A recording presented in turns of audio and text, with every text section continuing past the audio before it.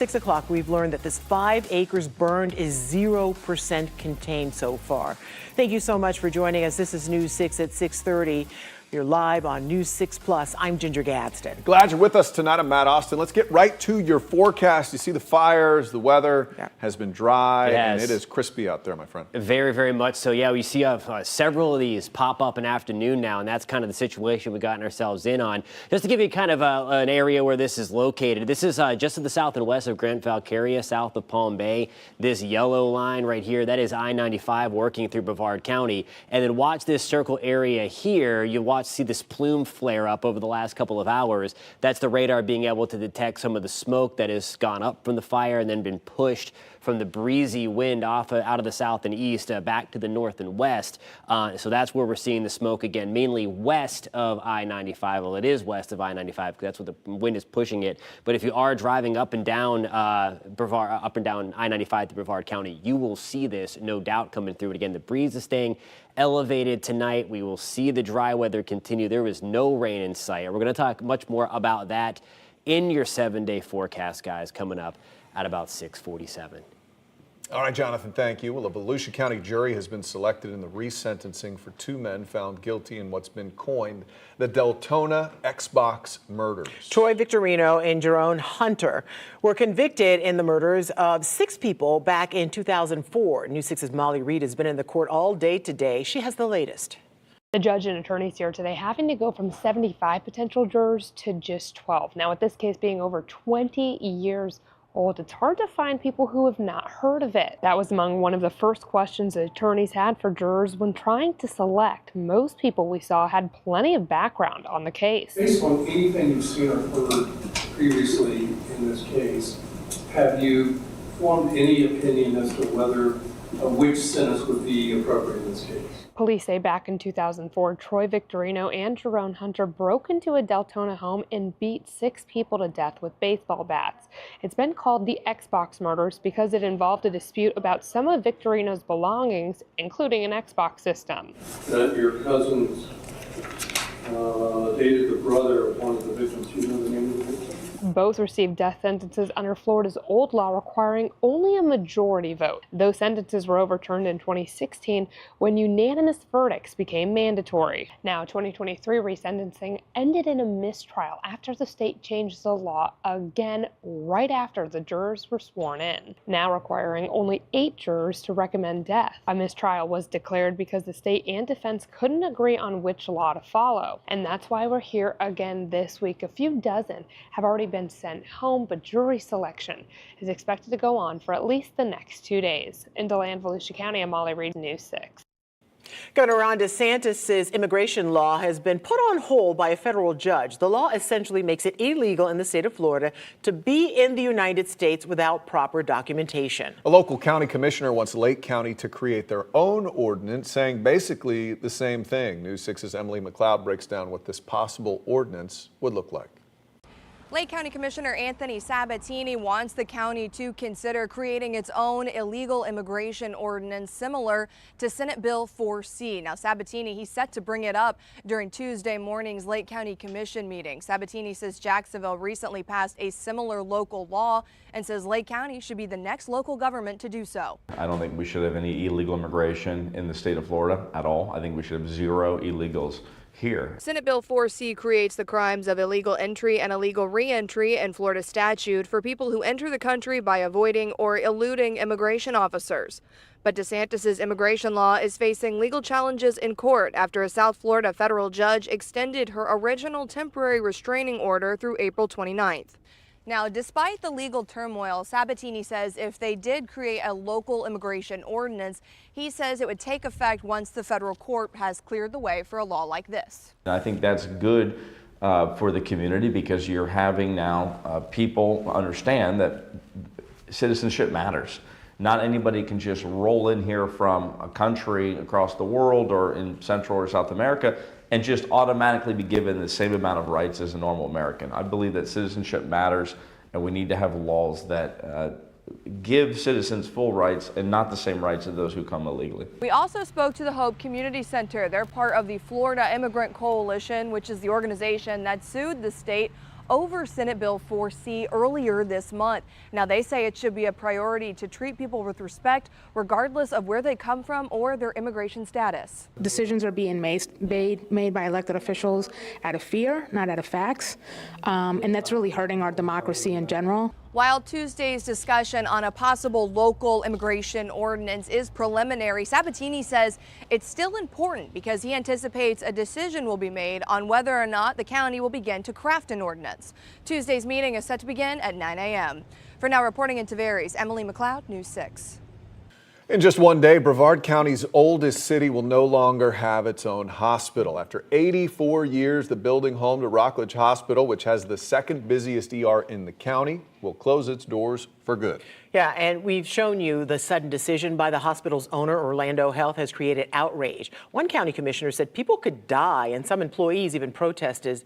But as the healthcare landscape is about to change drastically, Orlando Health is sharing new plans for its future in the community. We will rejoin News 6's James Barbero for his latest report. So set to close on Tuesday, Orlando Health is sharing photos inside Rockledge Hospital, which it says is the reason why it's closing the building in the first place, because it said the conditions are just too dangerous. This is a picture of mold Orlando Health says is underneath the emergency room. They also sent us pictures of corroded sewer lines, temporary air conditioning, and other structural damages.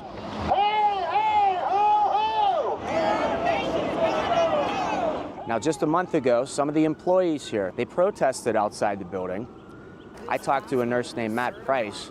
He thinks the building should stand, at least for now, until a new hospital can be built. Orlando Health bought the hospital from Stewart Healthcare just 6 months ago. This hospital was certified before the sale, or they wouldn't have been able to buy it. You know, ACA's been in here, Joint Commission's been in here, state regulatory agencies. Corrective action was already taken before the sale. Now, as we've reported, Orlando Health does have plans for a future health facility in Brevard County. But in this latest update, it still hasn't said when or where. These are renderings of a full-size hospital and also a hospital that just has an ER. Another hospital chain, Health First, has picked a future location for a freestanding ER in Brevard. It'll be in Rockledge, right here at Fisk and Roy Wall. Health First already has office space here.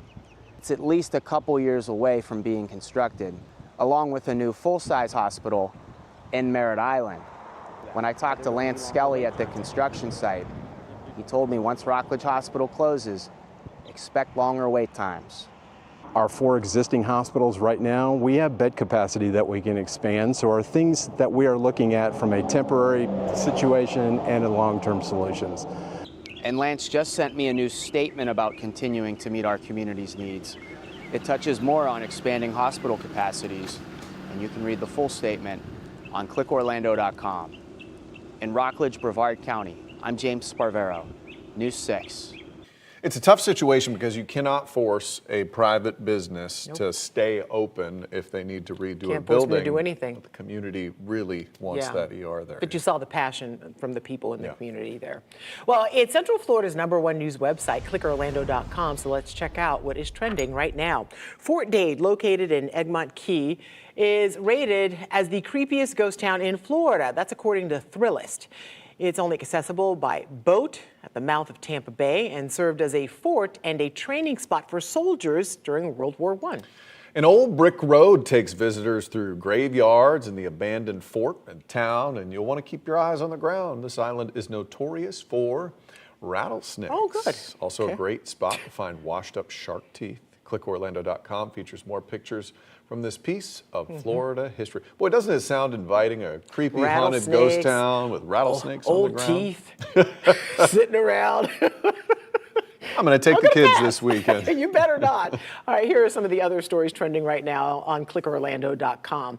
Orlando and Cocoa Beach are being praised for their top rankings on the best places to visit in Florida for 2025. And you can check out the full list at clickorlando.com. Man, they missed a lot of places in They Florida. did, yeah. I didn't love all their choices. But #1, Siesta Key. You can't go wrong with that. Yeah, all right. And butternut, biscuit, and potato might sound like foods, but they are the names of Animal Kingdom's new baby otters. They sound delicious. They are the first otter pups born at the park since 2018, and boy, are they cute. If you want to check out some pictures, We're making. You know I what? think we're going to make you go to Click Orlando. It's worth it. So somebody had it up on the screen, like, what is that? Go get you some butternut there. You won't regret it. Well, lovers of crafting and sewing, beware. Thieves have crafted a scheme just for you. Fake websites pretending to be Joann Fabrics. The News 6 investigators are warning us what to look out for tonight. A homeowner is still waiting for repairs after sewage water filled his home from a damaged pipe in his driveway. News 6 is circling back to the story and getting results for his family. You're watching News 6 at 6:30. We are live on News 6 Plus. We're getting results in Lake Buena Vista, Lady Lake, and all of Central Florida. We'll be right back. Brought to you by your local Toyota dealers. Toyota, let's go places.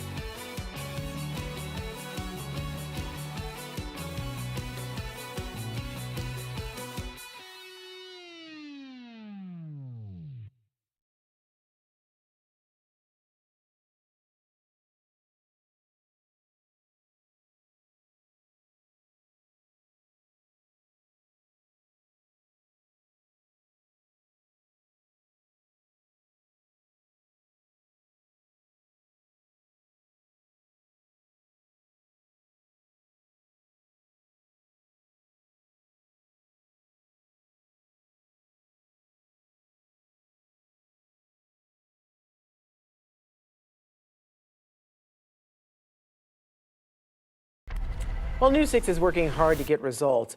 On March 27th, we told you about an East Orlando family whose house was full of sewage water from a burst pipe in their driveway. News 6 reporter Laverne McGee was able to immediately get assistance when their efforts failed, but they reached out again because the leak was fixed, but they didn't get the damage repaired. Today, Laverne returned to help get results.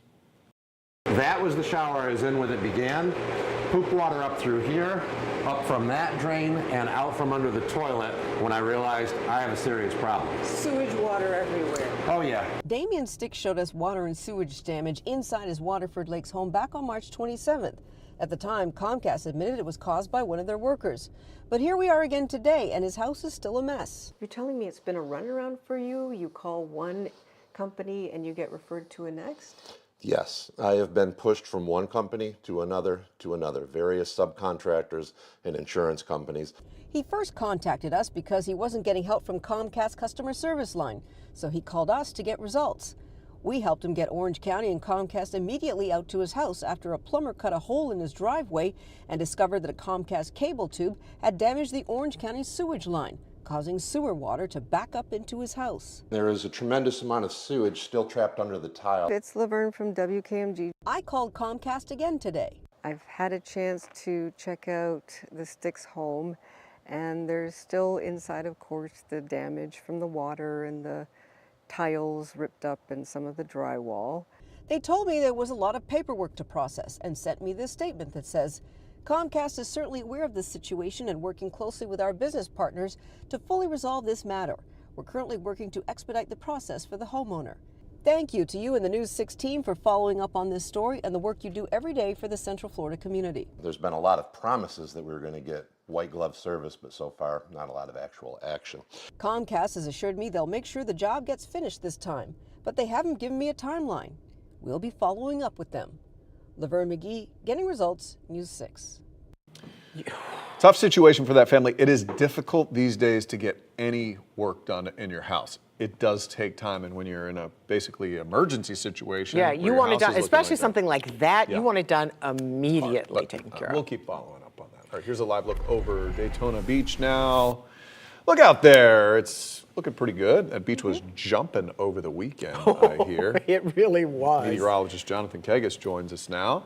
We've had some very nice beach days. We haven't had to worry about afternoon showers or anything like that, but that's I'd got like to to be worry changing about it. soon, right? Same. Yeah, that's exactly what we were talking about our yards. That's exactly what mine looks like, minus the waves The sand, yes. coming mine in too. like that. Yeah, and there's hardly It's the any Sahara. green. Basically, yes.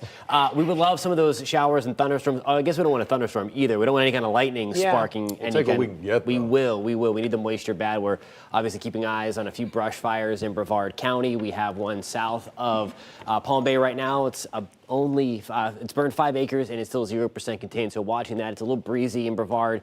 So we're watching that closely, and a few more have popped up since the last time we talked as well. Here's a live look in downtown Orlando with our Light Orlando Delivering Hope Skycam.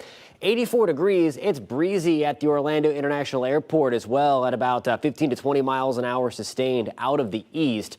So anything that gets going, that smoke plume is going from the Atlantic inland. 82 in Oviedo. DeLand, good evening. We are at 79. Leesburg, we're at 85. Wildwood, we are at 82 degrees. No rain in sight, all the active weather, and this is the pattern that's going to be with us really over the next couple of weeks as well. It's going to keep all the rainfall and stormy weather out toward Texas and into parts of the deep south. More often than not, though, that rain and thunderstorm chances are going to stay far away from Central Florida. We do have a launch tonight. Sonic boom's likely with this one as well. Cumulus cloud are really the only thing that could prevent this weather-wise anyway. But 45th Weather Squadron giving this a 95% go tonight. Launch just before 9 o'clock at 8:48 into the evening. See all the secondary criteria looking good as well. Temperatures back to the mid-70s if you're planning on heading to the Space Coast. Rain chances 0% when you wake up tomorrow morning. Cape Canaveral, we're at 72 to start. Oviedo, we are at 64 degrees. 66 in New Smyrna Beach. Groveland, good evening. We are starting things off at 66. Now here's a look at tomorrow afternoon. Your forecast is sponsored by the Florida Lottery.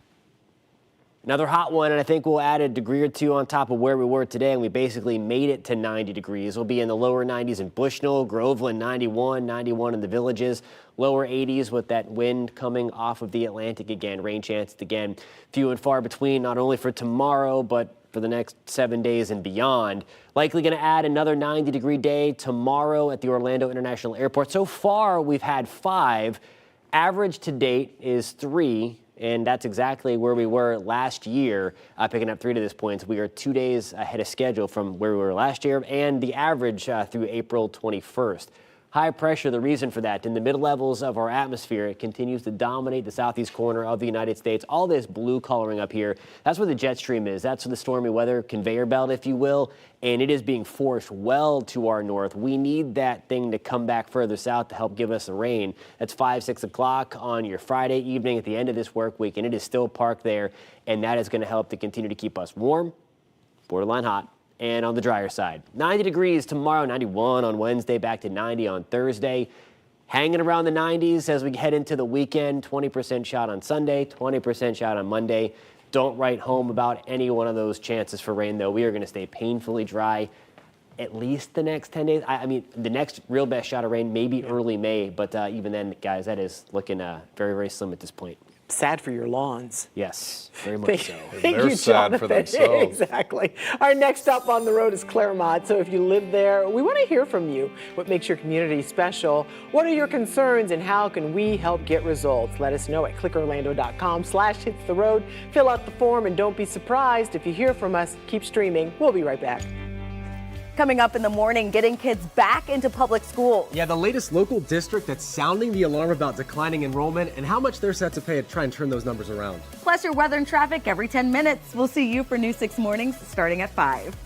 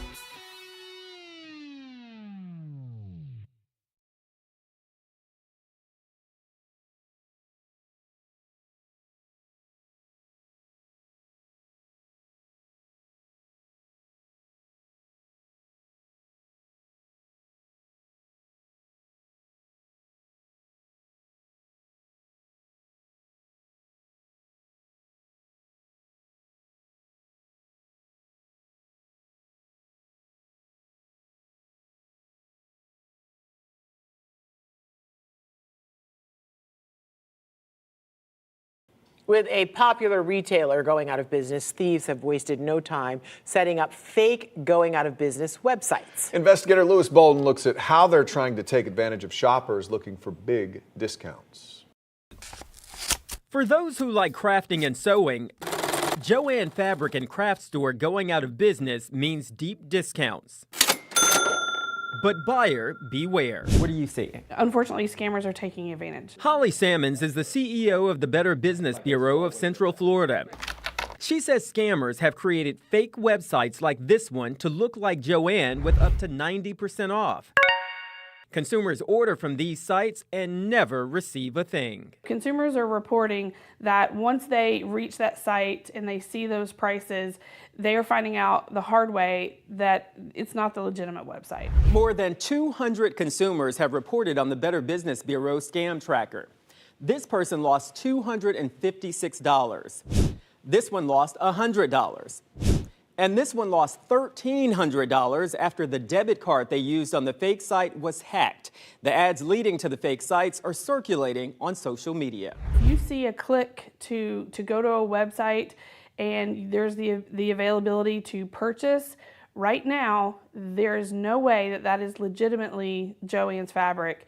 It is, it is a spoofed website. Because Joann has now posted on its real website to beware of fake websites, saying as of March 5th, purchases on their site have been disabled. Now you can only buy their products in stores. Remember, don't fall for the scheme, don't get ripped off, but if you do, email me at lbolden@wkmg.com. I'm Louis Bolden, News 6. It's always something. You just can't have any peace. Ginger, you haven't bought anything from Loann's before? Not Loann's, but I now know I have to walk into Joann's and get it. Right. It's great for people who like to hand make gifts for the holidays and things like that. So I hope that they get their money I do a back. lot of that. I hand make a lot of gifts for the holidays. So. You know, I can't wait to see that. Oh, well, you're going to be waiting a long time. I hate to disappoint you. That's never going to happen. Oh, thank you so much for watching News 6 at 6:30. Stream News 6 online anytime on our News 6 Plus Smart TV app. I'll hand make you something my wife picked out. Yeah. Remember, we break news on clickorlando.com. We'll see you at 11 o'clock. Knit me a sweater. Yeah. That would be